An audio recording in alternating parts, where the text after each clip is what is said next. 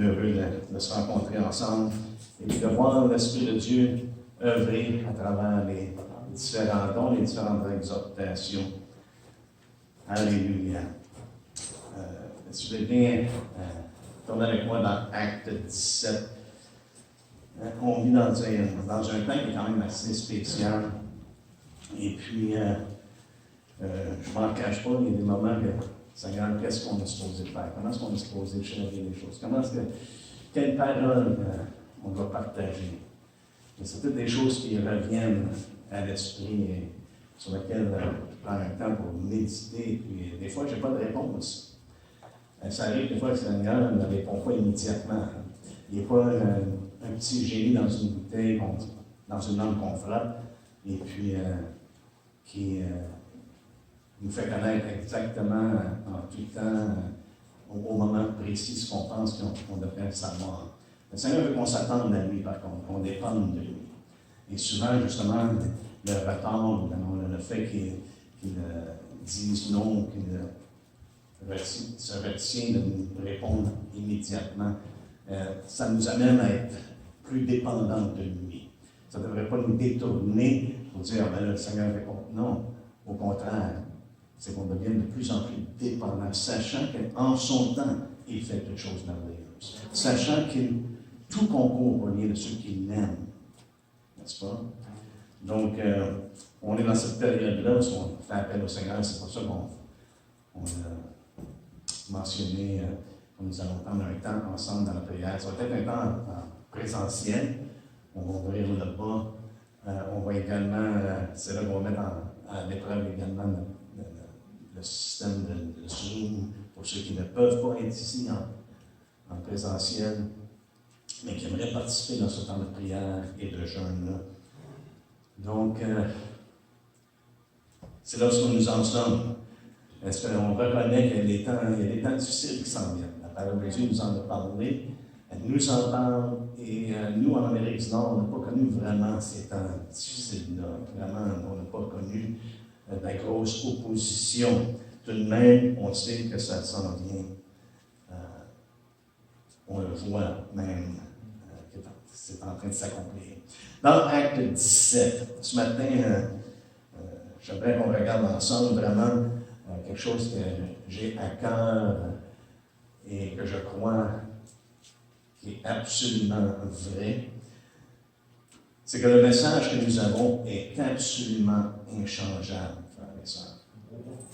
Quel que soit l'âge dans lequel nous sommes, quel que soit le siècle, le message que nous avons de la part du Seigneur est absolument inchangeable. C'est même pas négociable. Ça ne nous est pas donné d'essayer de négocier le message que le Seigneur nous a donné à proclamer. Regardez avec moi dans Acte 17, à partir du verset 30.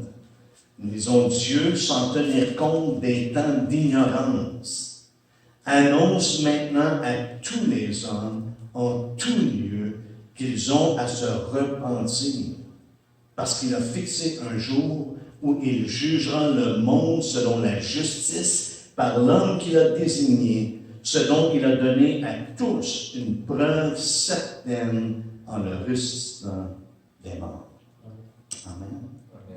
Seigneur, on veut te remercier parce qu'on voit à travers ta parole, Seigneur Dieu, que le message n'a pas changé. Ça a toujours été. Et Seigneur Dieu, on veut demeurer fidèles, nous-mêmes, dans notre génération, pour le proclamer. Même si la réalité de le proclamer peut emmener de grandes perplexités, de grandes difficultés. Seigneur, on veut être comme ceux qui ont marché devant nous, face à ces difficultés-là, qu'on demeure fidèle, de proclamer ta parole. Au nom de Jésus. Amen. Je dis que c'est un message qui n'a pas changé, qui est absolument pas inchangeable, ce n'est pas négociable. Et puis, ça m'a amené à penser à ce qu'on voit dans Apocalypse 14. Et puis, là, on voit qu'un ange Jean voit un ange. Okay? Et puis, il y a quelque chose d'intéressant à propos de cet ange-là, c'est qu'est-ce qu'il annonce. Ça nous dit au verset 6 du chapitre 14. « Je vis un autre ange qui volait au milieu du ciel. Il avait un évangile éternel. » Intéressant, n'est-ce pas? Il avait un évangile éternel. Pour moi, ça m'indique que c'est un évangile qui ne change pas. Un évangile qui est non négociable. Il avait un évangile éternel pour l'annoncer aux habitants de la terre, à toute nation, à toute tribu, à toute langue et à tout peuple. C'est ce qui est supposé d'annoncer. C'est ce qu'il va annoncer. C'est un évangile éternel. Et on retrouve un peu plus loin vraiment le message. Mais j'aimerais, avant de passer à ça, frères et sœurs, que l'évangile qui va être proclamé par cet ange-là et les autres qui vont suivre, c'est le même évangile que nous avons maintenant. Allez avec moi dans Galates. On va regarder regardez votre doigt.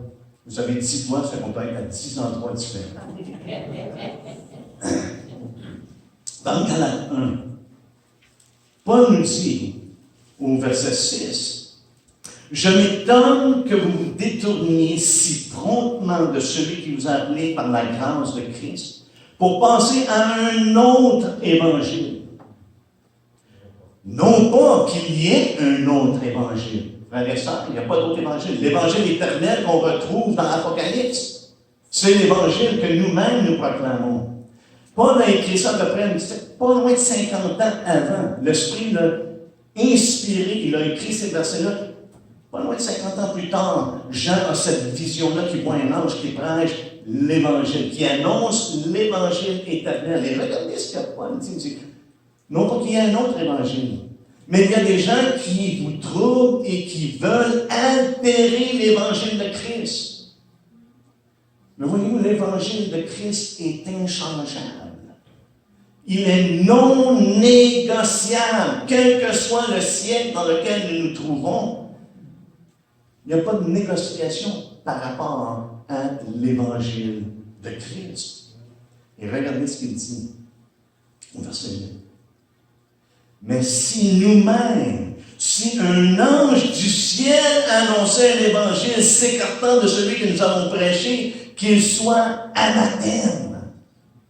Donc, dans Apocalypse 14, au verset 6, l'ange qui annonce cet évangile éternel-là, c'est le même évangile. Et c'est pour ça que je crois que dans les derniers temps, frères et sœurs, il va y avoir une emphase sur ce qu'est-ce que les anges annoncent. Et regardons, allons voir ensemble. Allons voir ensemble qu'est-ce que les anges annoncent dans Apocalypse 14. Regardez ce que ça dit. Il annonce à toute langue, à tout peuple, toute nation, toute tribu. Au verset 7, il dit, il disait d'une voix forte. Et j'aime le fait qu'il dit d'une voix forte. Pourquoi? Parce que ça amène l'attention, n'est-ce pas? J'ai la tendance par moment de parler fort, surtout lorsqu'on parle de certaines choses. Sans m'en rendre compte, j'élève la voix. Et des fois, j'en l'air comme un gars fâché. Laissez-moi vous assurer, je ne le suis pas. Mais je parle d'une voix forte parce que je suis convaincu de qu'est-ce que j'annonce ou je parle. C'est une conviction. Mais ici, l'ange est donné d'annoncer cet évangile éternel-là. Il disait d'une voix forte, « Craignez Dieu et donnez-lui gloire. » Dans les Écritures, lorsque ça parle de craindre Dieu, frères et sœurs, c'est pour emmener les gens à la repentance. C'est le même message que Paul a mentionné. Dieu a ordonné que tous les hommes se repentent. Craignez Dieu. Et s'il y a une chose qu'on remarque dans cette génération, dans notre génération, c'est qu'il n'y en a pas de crainte de Dieu. De plus en plus, on s'éloigne de la crainte de Dieu. Mais le message est craignez Dieu. Donc, les gens ont besoin de se repentir. C'est l'Évangile éternel. Jésus a prêché la repentance. Jean-Baptiste a prêché la repentance. Les apôtres ont prêché la repentance. Et nous devons de garder le même message. Pourquoi? Parce que les hommes sont ennemis de Dieu. Les hommes sont en rébellion contre Dieu. On doit avoir le message « Craignez Dieu ». Et il y a une bonne raison de craindre Dieu. Et il dit ici, non seulement ça, mais il dit, regardez, craignez Dieu et donnez-lui gloire. Car l'heure de son jugement est venue. Frère et sœurs, un évangile qui s'abstient d'avertir les gens du jugement de Dieu n'est pas l'évangile de Christ. On commence à dévier de cet évangile éternel. Parce que c'est ce que l'ange dit, il annonce à toutes les nations, craignez Dieu, donnez-lui gloire. Autrement dit, reconnaissez-le pour qui il est. Et qu'est-ce que Paul nous dit dans Romains 1? C'est qu'ils ont connu Dieu, n'est-ce pas? Ils ont une connaissance de Dieu. Comment? À travers la création, ce que Dieu a créé est un témoignage. Et juste ça est assez pour condamner les hommes pour l'éternité. On est tous assez smart pour reconnaître que ce pupitre-là est là parce que quelqu'un l'a fabriqué. Il n'y a personne qui dirait que la caméra est arrivée d'elle-même. Et pourtant, les gens s'obstinent à vouloir dire que le monde est arrivé, pouf! Voyez-vous, la création devient un témoignage contre les hommes. C'est pour ça qu'il dit, craignez Dieu, donnez-lui gloire. Regardez ce qu'il a fait. La gloire de Dieu est manifestée à travers ce qu'il a créé.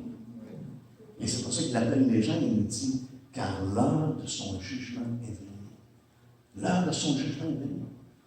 Paul nous dit dans Romains, allez-moi dans Romains 2. Est-ce que Paul s'est abstenu du jugement? Non, même lorsqu'il a parlé devant les rois. Hein? Et les gens n'étaient pas confortables avec ce que Paul leur disait. Mais regardez ce qu'il dit au verset 16 du 2e chapitre de Romains. C'est ce qui paraîtra au jour où, selon mon évangile, Dieu jugera par Jésus-Christ les actions secrètes des hommes. Il n'y a rien de caché devant Dieu. Et Dieu va le juger, frères et sœurs. Et je pense que c'est une abomination que de garder les gens dans l'ignorance du fait que le jugement s'en vient. Le jugement approche.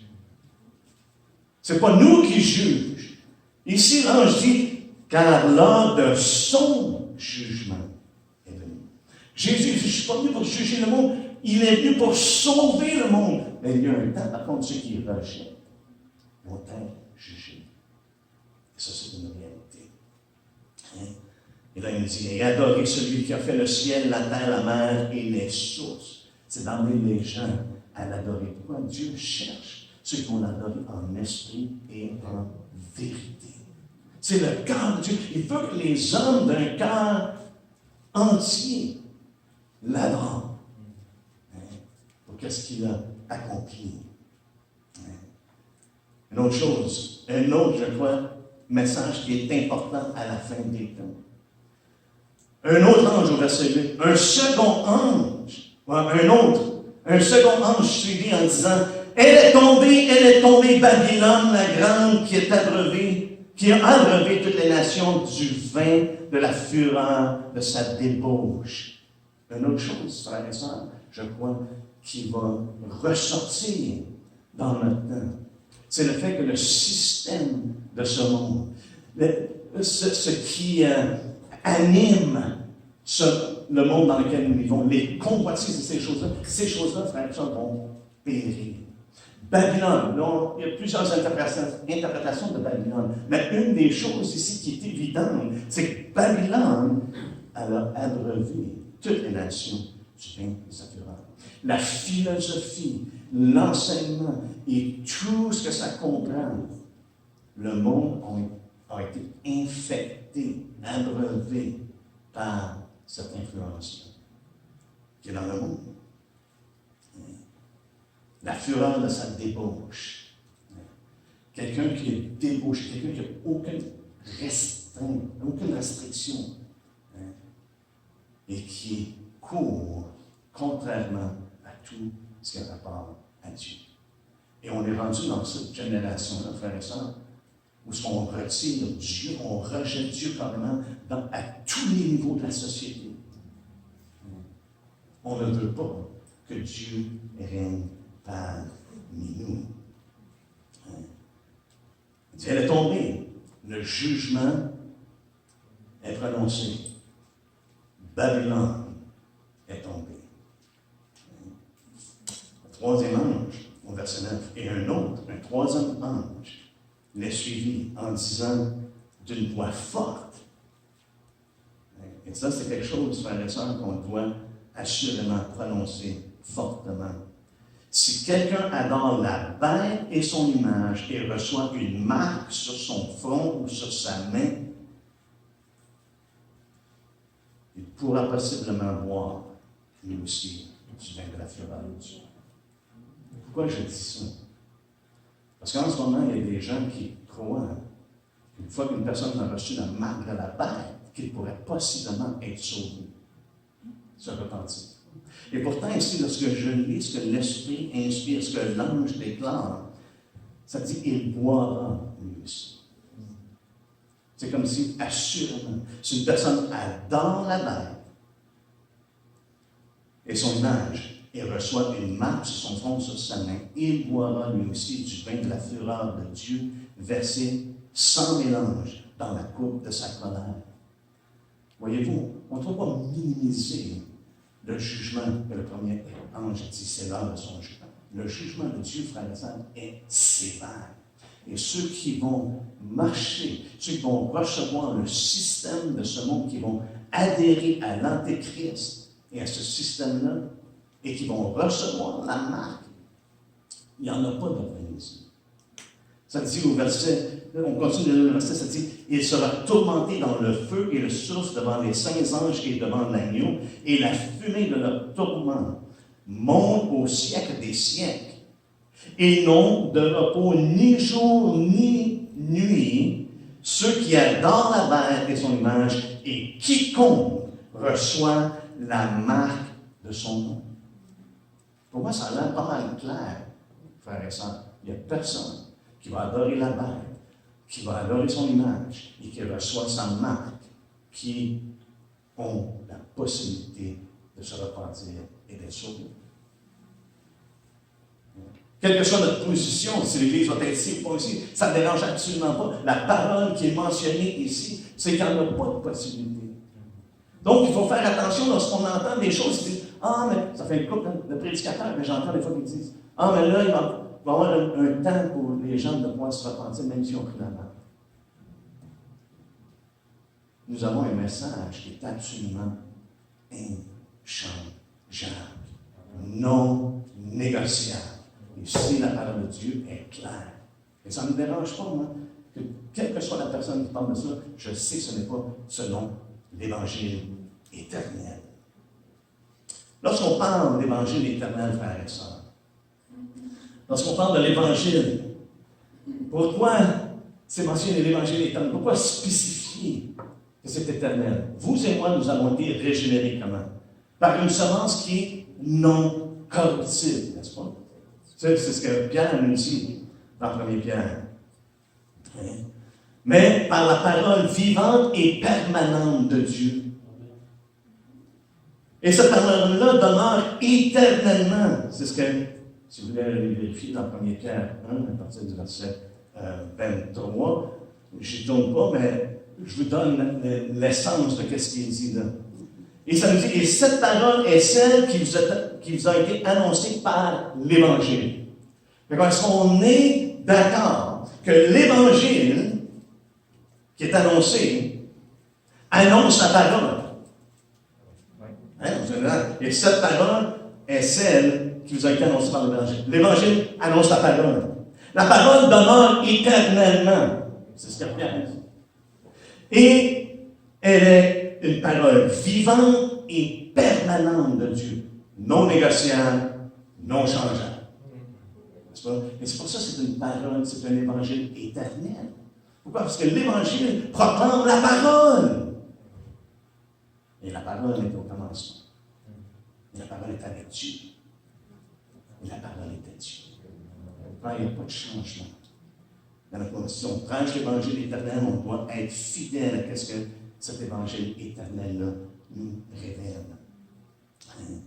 Et je trouve ça intéressant parce que dans le livre des Actes des Apôtres, justement, souvent c'est marqué qu'ils vont annoncer la bonne nouvelle du royaume, la bonne nouvelle du Seigneur Jésus, la bonne nouvelle de la grâce de Dieu. Mais ça dit également la bonne nouvelle de la parole. On donne l'ensemble. La parole est là. Elle nous communique une bonne nouvelle. Évangile, une bonne nouvelle. La bonne nouvelle, la bonne nouvelle de la parole du Seigneur. Et cette bonne nouvelle-là, elle a toujours été, je crois, personnellement, toujours été proclamée. Je crois que Noé a proclamé la bonne parole. Il était reconnu comme un prédicateur de justice, n'est-ce pas? Il a emmené les gens à craindre Dieu, à se repentir. C'était le but de la prédication. Afin que les gens craignent Dieu et l'adorent. Mais dans leur méchanceté, ils l'ont complètement rejeté. Et quoi? Ils ont été jugés. C'était la même chose dans le temps de Lot. Frères et sœurs, Lot, ça nous dit qu'il était un homme juste, la parole de Dieu nous dit. Il était vexé par les choses qui se passaient. Et Dieu a jugé. Mais la bonne nouvelle, là, a certainement proclamé cette parole-là. Elle ne change pas. Jésus a proclamé la bonne nouvelle, n'est-ce pas? Même ça nous dit, Jean-Baptiste a proclamé la bonne nouvelle. Jésus a proclamé la bonne nouvelle. Les apôtres ont proclamé la bonne nouvelle. À travers les siècles, la bonne nouvelle est proclamée. Même à Abraham, ça nous dit que ça a été annoncé d'avance, cette bonne nouvelle. Elle a été annoncée d'avance dans Galates 3:8. Et c'est là qu'on voit que l'Évangile était pendant, frères et sœurs. Ce que Paul nous a dit dans les versets 23 à 25.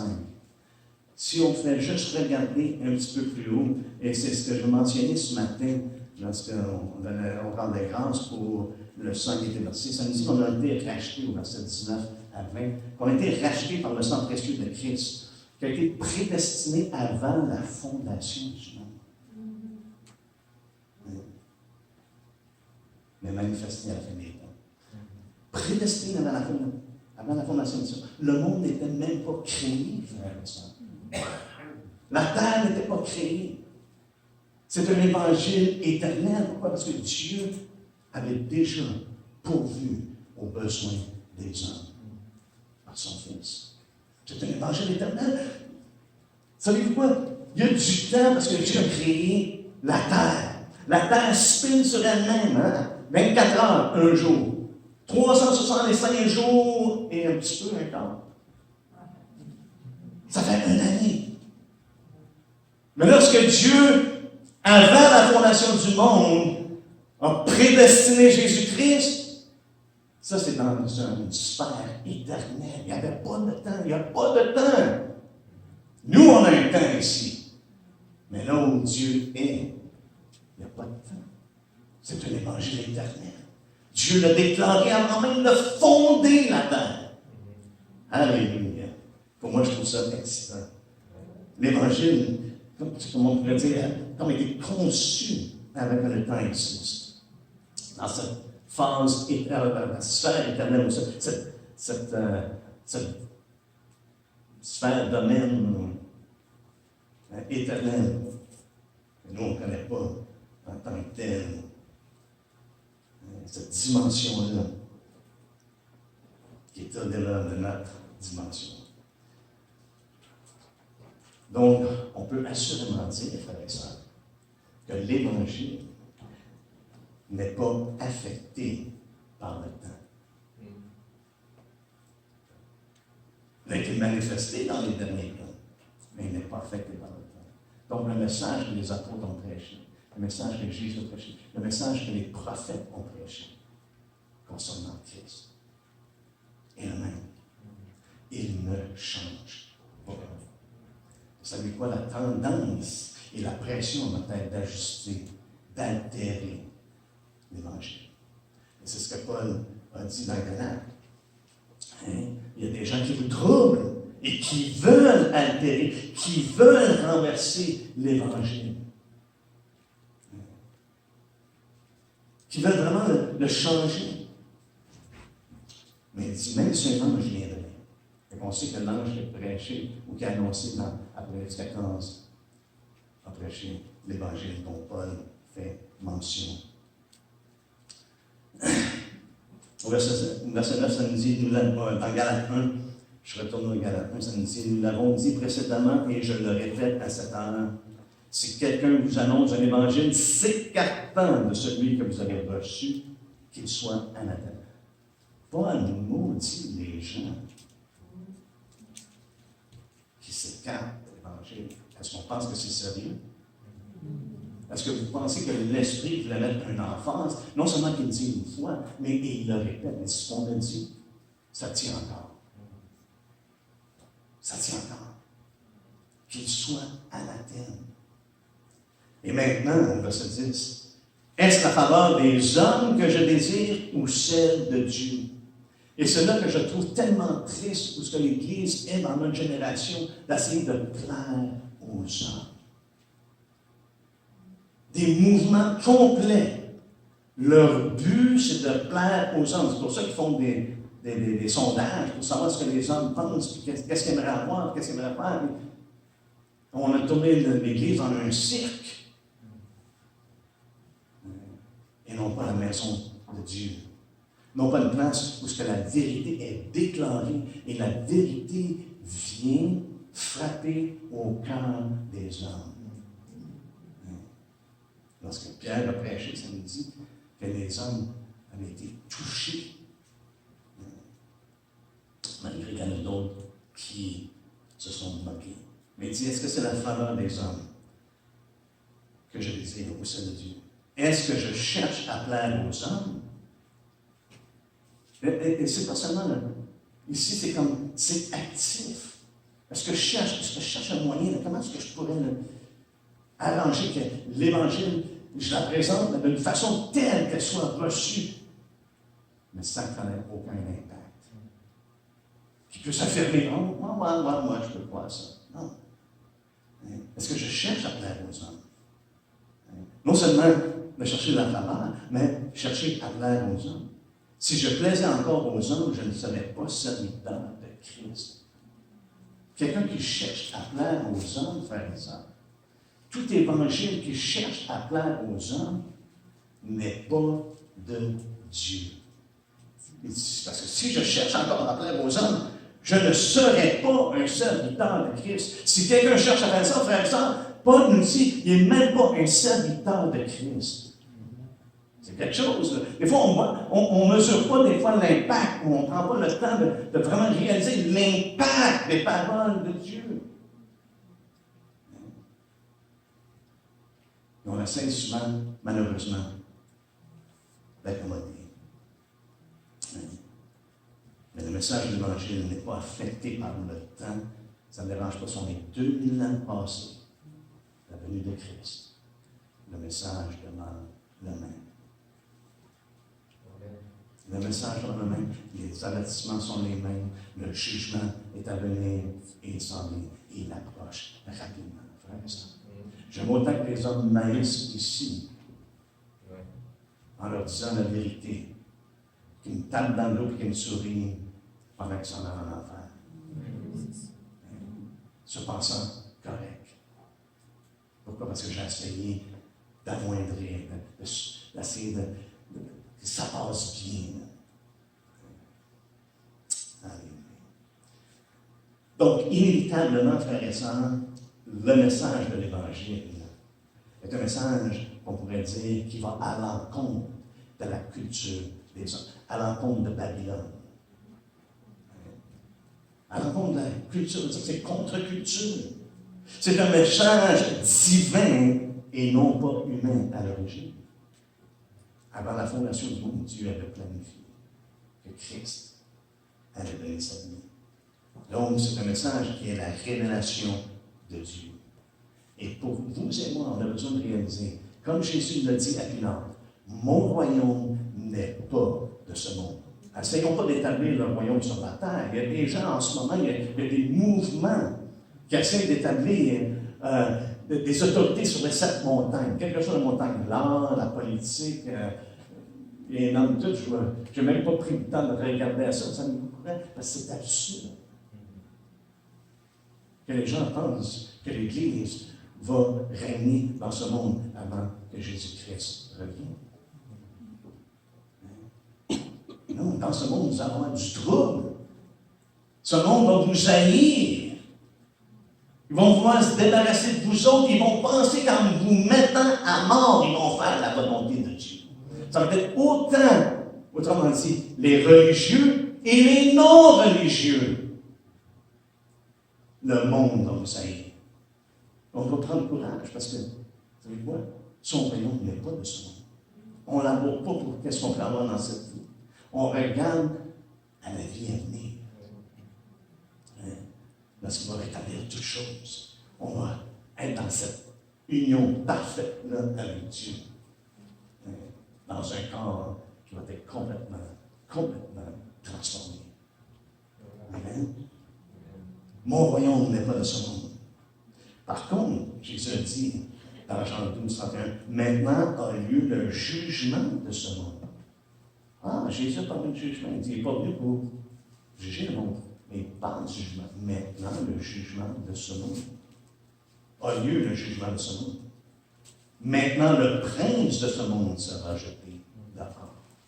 Et lorsque ce prince de ce monde est jeté dehors, la parole de Dieu nous dit que le diable est animé. Il y a une très grande colère, sachant qu'il a peu de temps. Et ça dit malheur aux gens de la terre.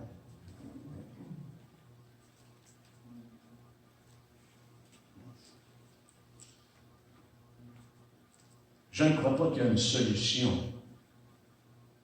dans ce monde pour l'humanité. En ce moment, les hommes cherchent une solution pour l'humanité, n'est-ce pas? La terre serait chaude. Qu'est-ce qu'on va faire avec ça?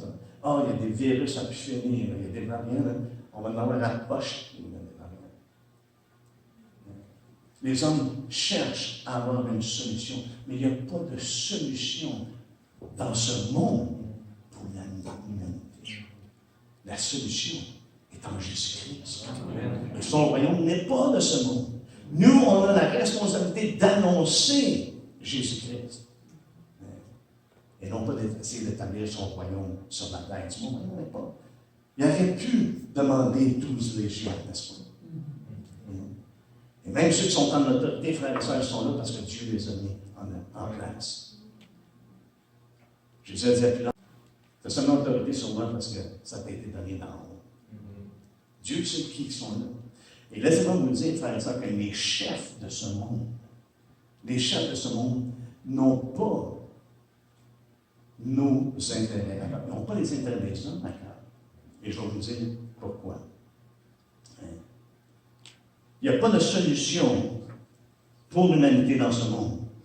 La sagesse de ce monde, selon Paul, dans 1 Corinthiens 3, verset 19, ça dit « La sagesse de ce monde est une folie devant Dieu. » Dans Romains 1, ça nous dit « Les hommes se pensant sages sont devenus fous. » Sont devenus complètement insensés. Et ça, ce n'est pas juste les pauvres. Ce n'est pas les petits vauriens. C'est les chefs de ce monde. Parce que Paul a dit, si les chefs l'avaient reconnu, ils ne l'auraient pas crucifié. Mais les chefs de ce monde n'ont pas notre intérêt à cœur. N'ont pas les intérêts de Dieu à cœur. Regardez ce que ça dit. Ils ont été installés là, ils sont responsables devant Dieu de bien gérer ce que Dieu leur donne à gérer. Regardez dans le psaume 2. Je pense qu'on prend le temps de lire ce psaume-là, parce que ça nous donne vraiment une perspective de la part de Dieu. OK? Et il nous dit, à partir du verset 1, il dit « Pourquoi ce tumulte parmi les nations? Ces vaines pensées parmi les peuples? Pourquoi les rois de la terre se soulèvent-ils? Pourquoi les chefs ceux qui sont en autorité, et les princes se lèvent-ils avec eux contre l'Éternel et son oint. Contre Dieu et son Fils.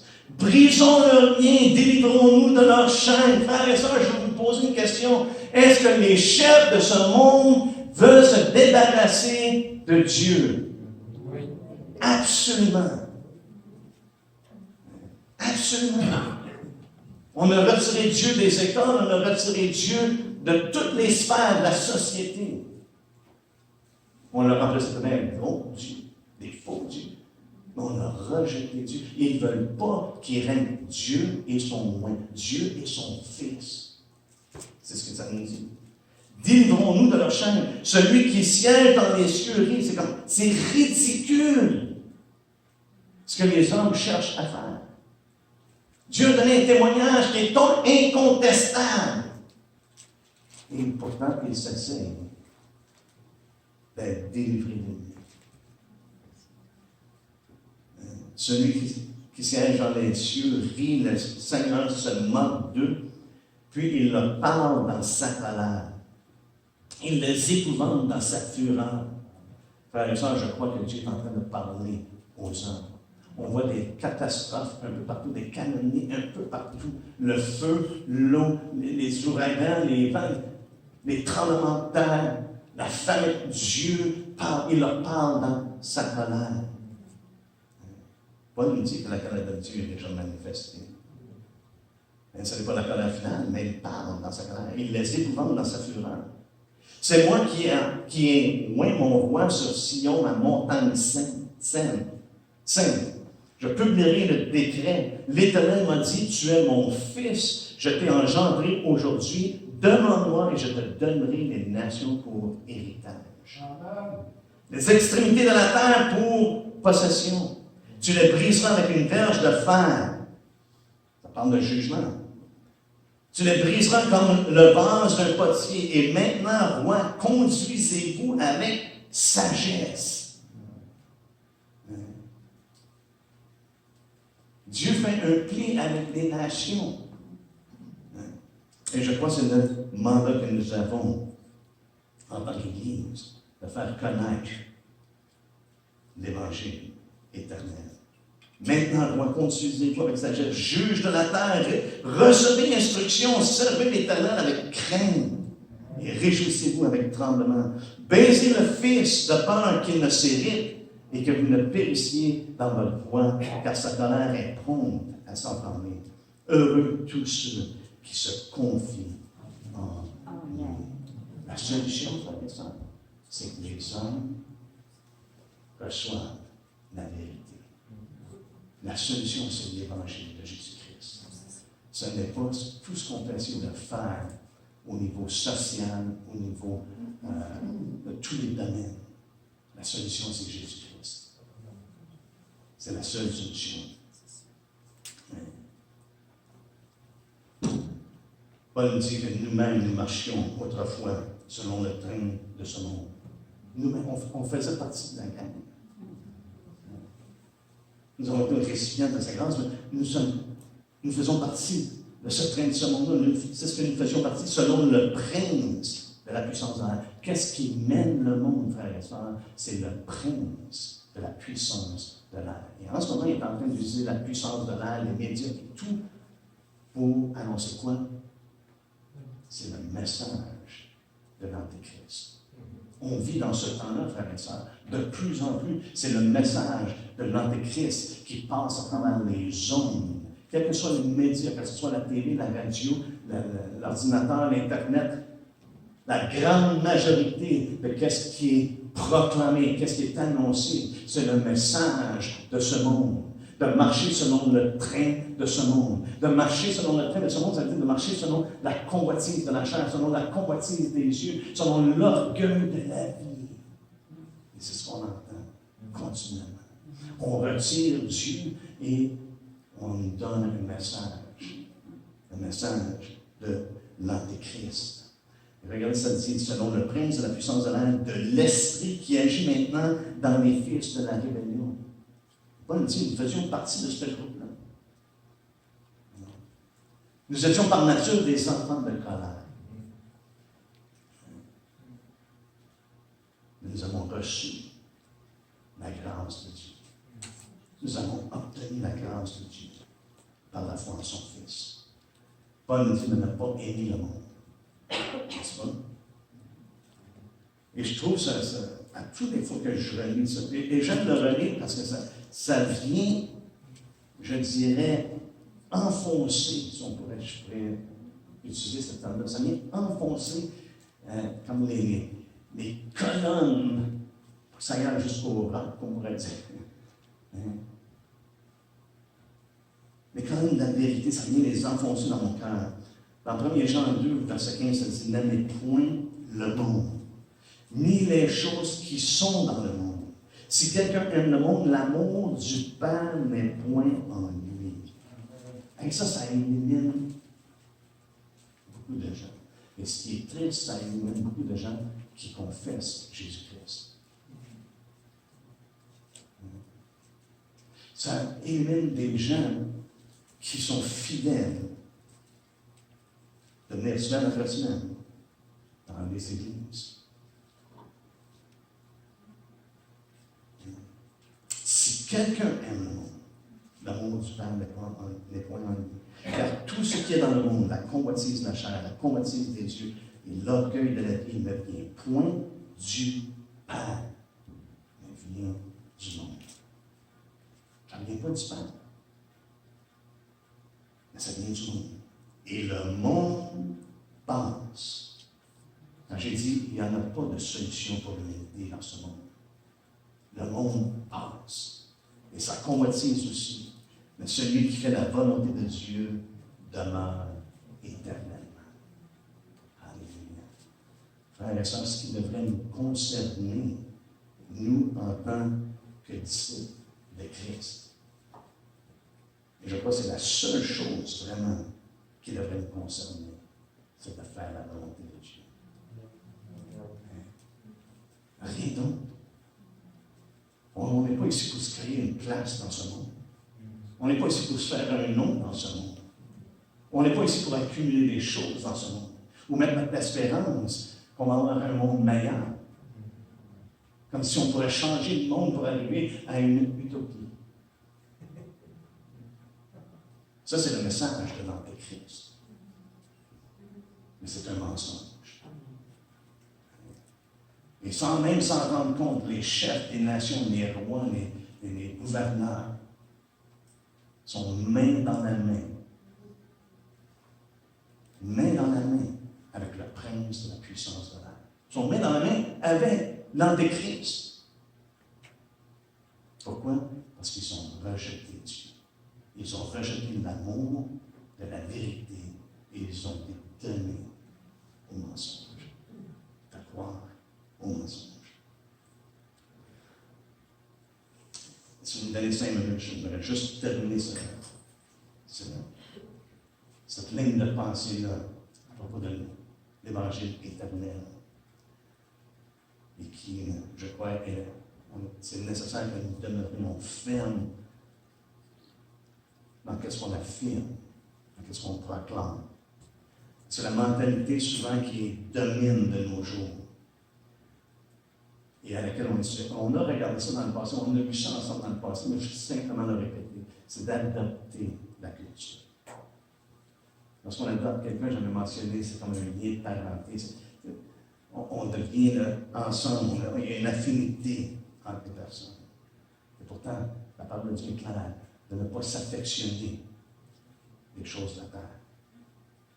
On n'est pas pour s'affectionner avec la culture dans laquelle nous nous trouvons.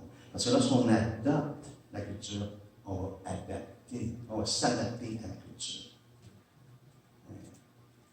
Ce qui arrive, c'est ce qu'on voit dans l'Église de nos jours. Et c'est le danger à laquelle on fait face. C'est de modifier notre conduite. Parce qu'il y a des choses qui sont inacceptables dans la culture. Et puis vous remarquez comme moi, ce qui devient de plus en plus inacceptable dans notre culture. Ce n'est pas le fait qu'on tue des bébés. Non. Ça, c'est acceptable. C'est le fait qu'on oppose qu'on tue des bébés. Ça, c'est inacceptable. C'est pas le fait que les gens vivent dans une abomination sexuelle devant Dieu. Non, non, non, ça, c'est pas inacceptable. C'est même promu. Le mouvement de LGBTQ jusqu'à Z, parce qu'ils vont en rajouter continuellement. Ça, c'est acceptable. Mais si nous mentionnons que nous sommes en désaccord, et même qu'on oppose, ça, par contre, c'est inacceptable. Qu'est-ce qui arrive, c'est que, malheureusement, lorsqu'on commence à adapter la culture, qu'est-ce qui arrive? C'est qu'on a des gens maintenant qui se disent chrétiens, mais qui vont être en faveur de l'avortement. Il y a des gens qui se disent disciples de Christ et qui vont marcher pratiquement main dans la main avec la communauté LGBTQ. Voyez-vous, ça commence à affecter notre comportement, à modifier notre manière de vivre, notre disposition. Ça fait en sorte qu'on s'ajuste, qu'on vient qu'à se conformer, de s'habituer à ces choses-là, de s'accoutumer. Et, frères et sœurs, je l'avoue moi-même, que c'est facile de s'accoutumer. Voyez-vous, lorsque ça a commencé, je me souviens, j'étais, je ne devrais pas le dire, mais j'étais au secondaire dans ce temps-là. Ça nous ramène un peu en arrière. J'étais au secondaire lorsque le débat de l'avortement était tout feu, tout flamme. Même on avait des débats en classe. Est-ce que l'avortement devrait être légalisé? Est-ce que... Hey, et tous les arguments ont sorti, n'est-ce pas? Et maintenant, on est habitué. L'avortement, c'est quasiment même plus, en anglais, on dit échu. Comment? On est rendu habitué, mais c'est même plus un cas. On n'en fait même plus un cas dans notre génération. Même souvent, parmi nous, on est accoutumés. On s'est acclimatisé à une circonstance ou situation particulière. Et qu'est-ce qu'on est en train de vivre, frères et sœurs? Je crois que nos chefs essayent de nous emmener à s'accoutumer à une nouvelle normalité. C'est ce qu'on est en train de vivre. Et si on ne se conforme pas, nous sommes non essentiels. Non, c'est sérieux. Si on ne se conforme pas, nous devenons des gens non essentiels. Je ne dis pas ça pour être politiquement incorrect. Je dis ça simplement parce que ça a toujours été, dans chaque culture, dans chaque génération. C'est d'emmener les gens à se conformer à cette culture-là. Nous, on est appelés à ne pas se conformer. Ne vous conformez pas à ce siècle présent. Et je l'ai mentionné dans le passé, j'aime le fait qu'ils utilisent le siècle présent. C'est comme un enseigne que j'ai vu à un restaurant pendant mon temps en vacances. Ça disait « Demain, la bière est gratuite. » La personne arrive le lendemain, « Demain, la bière est gratuite. » Voyez-vous? C'est en train de se passer. On s'adapte. Et malheureusement, ça vient changer notre comportement.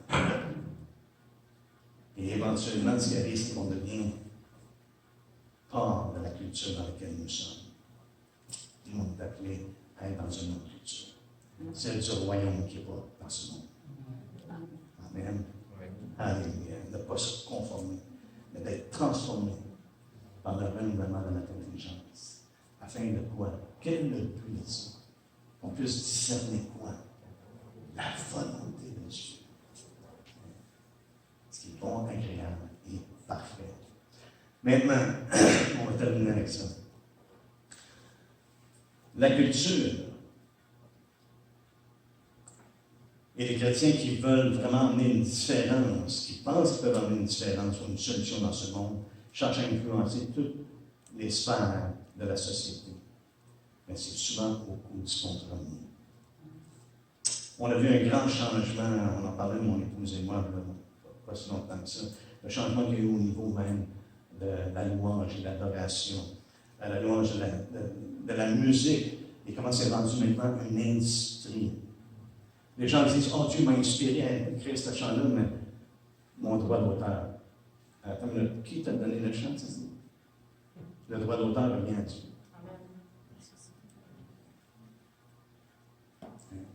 On est rendu accoutumé maintenant à toutes ces choses-là. On s'est acclimatisé. Mais juste à ce niveau-là, l'industrie de la musique, comment est-ce qu'on a élevé les hommes à être des vedettes? Mais ce n'est pas resté juste simplement là. On a des vedettes prédicateurs. Mais sérieusement? Hein? Parce que les gens atteignent une classe de prestige, sont élevés. Hein? Mais souvent, les gens disent, oh, mais là, plus qu'on a d'influence, après ça, plus qu'on peut prêcher Jésus. Mais ce qui t'emmène à te donner cette influence-là, ou à cette élévation-là, c'est le compromis, frère et soeur. Ça ne sert absolument à rien. Parce que tu viens d'altérer l'Évangile que tu es supposé proclamer.